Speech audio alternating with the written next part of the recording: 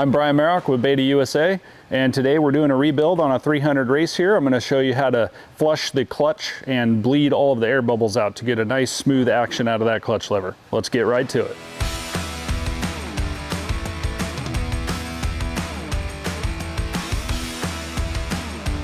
All right, so first we're going to go ahead and remove the reservoir cap here on the clutch master cylinder. And these screws can be notoriously tight. So it's important that you have a proper fitting screwdriver and you use good pressure on these to make sure that you don't strip the screws out, because that leads to a whole nother problem that you don't want to encounter, okay? So we're going to make sure we have the right size screwdriver, and we're going to give it nice hard downward pressure as we unscrew it. And these ones are coming out nicely here. Okay, so we're gonna go ahead and pull those out and set them aside. A lot of times the cover on these can get kind of like glued on there. So I like to use the back handle of the screwdriver to kind of knock it loose without doing any damage, so you can get that cover off of there with the diaphragm inside. So if you take a look in here, you'll see that this clutch fluid is really dark and hazy. It's not clear anymore. It's actually a little low.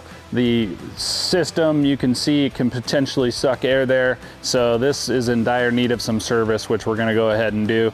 By first starting, we're gonna wipe up all the residual on the outside, make sure that there's no dirt or debris that can fall into the system and contaminate it. And then we're gonna go ahead and get the pneumatic bleeder there, and we're gonna go ahead and suck the fluid out of the reservoir as much as we can.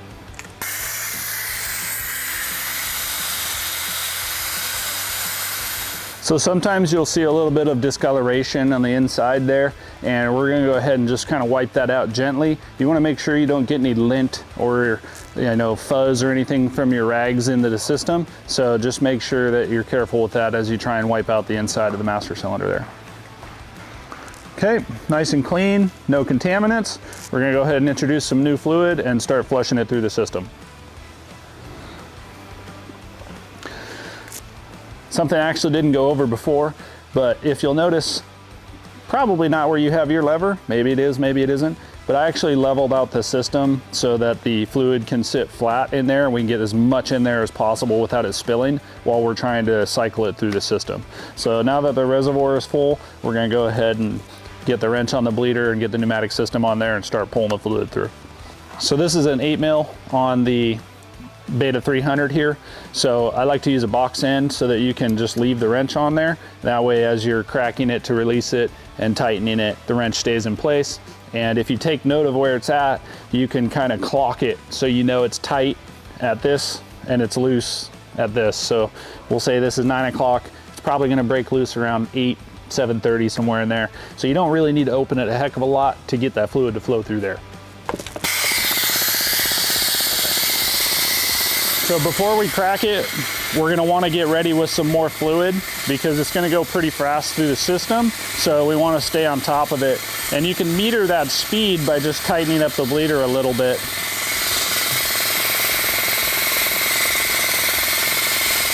And again, we're gonna go through 2, sometimes 3 master cylinders full of the reservoir so that we really get a good flush of the system and get all of that old dirty fluid out of there.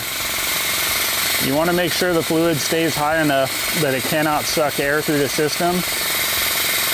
And these have a little white cap in them with 5 holes, and you can keep an eye on that center hole. That's the highest point that it's going to potentially suck air. So just make sure the fluid doesn't fall below that while you're doing this. Okay, so we've gone through a couple reservoirs full. We're going to go ahead and top it off, and then we're going to get to the manual bleeding and getting that air out of that system. All right, so we confirmed we've got air in there. Lever's got no pressure. So let's go ahead and refill this and work on getting all that air out of the line. So once you get your reservoir refilled, we're going to go ahead and start using the clutch lever here to pump the system and try and get the air to come up to the top. So normally right away, you'll start getting a lot of bubbles. Get some big bubbles, you know there's a lot of air in the system there. And if you'll notice, I'm flicking the lever, I'm just pulling it in and letting the spring pop it back out. What that's doing is it's shocking the system and vibrating it, causing those bubbles to come to the top. So you just want to keep doing that until you don't see any more bubbles, and then we'll get to the really small bubbles will start coming out. We'll show you how to get those out and work them. So you want to keep doing this until you start getting a little bit of pressure into the lever, and you'll know you're getting somewhere at that point. So if you're watching the white cap right in there, you'll see the center will get a lot more white around it and less dark. That's how you know there's air trapped underneath of it. You want to keep doing it until it's a nice uniform color. So right now you can see there's a nice big bubble that's just wanting to work its way out. Once it gets a little bit more air in there, it's going to pop just like that.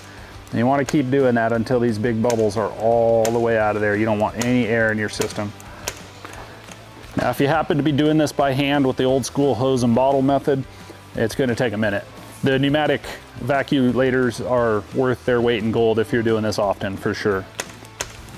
So once you start to get some good pressure back into the clutch lever, that's letting you know that you're getting the majority of the air out of the system. And now you're trying to get the little fine bubbles out of there. I like to call it foam. And that requires a little bit more softer action from the clutch. You're not popping it as much as you are just trying to engage the piston that's in the master cylinder here. So once it gets to this point and you're getting a little ripple in your fluid level, that's actually from the fluid coming back out of the hose. You'll notice there that the tension of the fluid is kind of popping or maybe jumping a little bit like that. That's letting you know that most of the air is out of the system. I got a nice, real consistent feel out of the lever here. I like to top it off with the old school crack and bleed method and make sure you have a nice, firm, consistent feel out of the clutch lever. And then we'll go ahead and top off the reservoir and put the cap back on.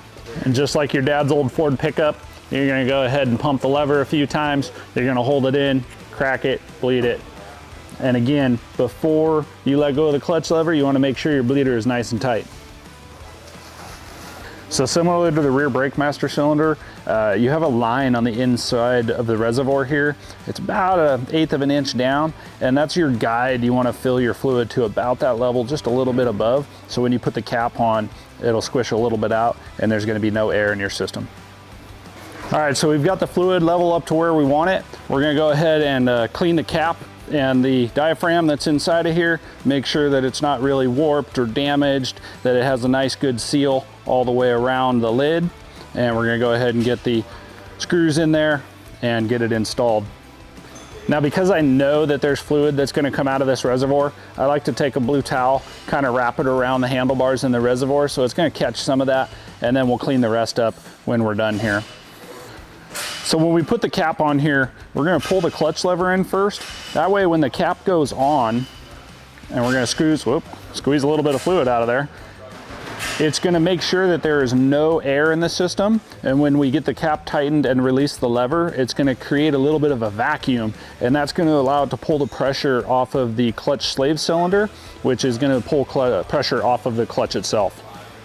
That's really important that you do not over tighten these screws like we talked about when we were taking it apart. You want to make sure that they do not strip out. By not over tightening them, you're going to help yourself when you go to do this again in the future. So now that we got the cap back on here of the reservoir, we're going to go ahead and clean everything up. We're going to finish putting this bike back together and head out on the trails.